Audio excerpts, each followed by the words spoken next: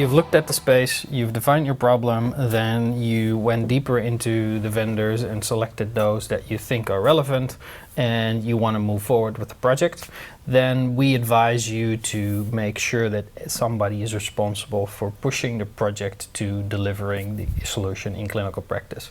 What we've seen so far is that this desk research that we just basically went through is relatively simple, because you can do that behind a computer with 2 or 3 people assisting you, where you can have questions and discussions about. But once you actually want to implement AI, then you have to involve a lot of different stakeholders, from IT PACS managers to the procurement officers, physicians, potentially also the privacy departments, and that requires a lot of coordination between those people to get the organization to adopt your solution.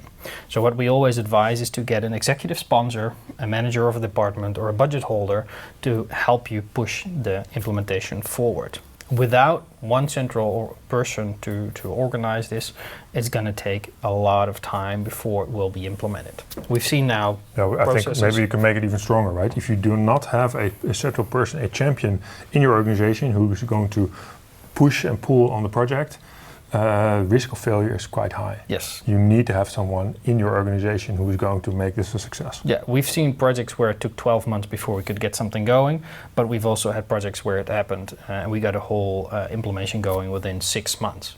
Those were the ones where you had an actual person driving the process, and that is what you need to get this going as fast as possible. Yeah.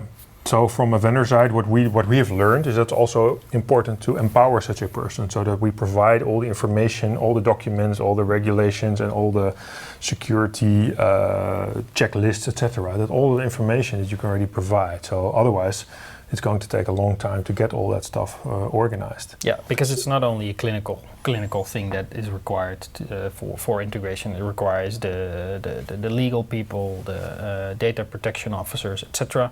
And if you have a vendor that has all that information readily available, you can get it straight to your team, but somebody needs to coordinate this whole process.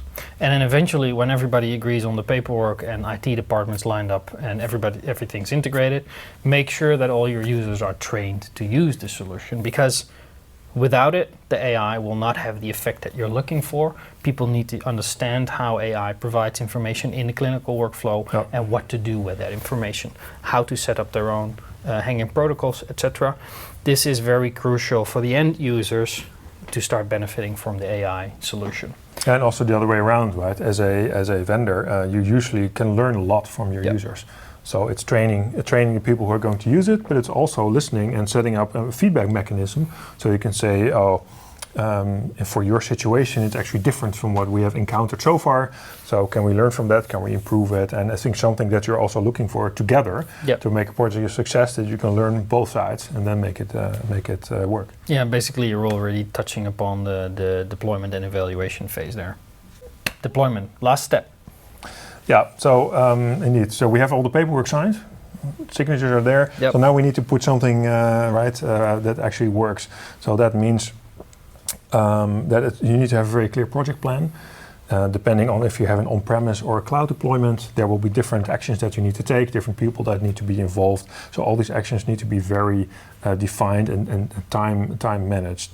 Now, assuming all those things are actually done, your software is working, it's accepted, it's tested, and the users have agreed that yes, it's now working to our satisfaction, then you will have an evaluation period where people will use it in practice, give you feedback, and at some point they will need to make a decision. So okay, so now what? What are we going to do with this? Are we happy?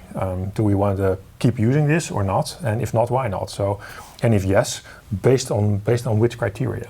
So that is something that goes back to the start of the whole project, where we say, okay, you need to scope out what it is that you are trying to solve. Exactly, which problem are you trying to solve?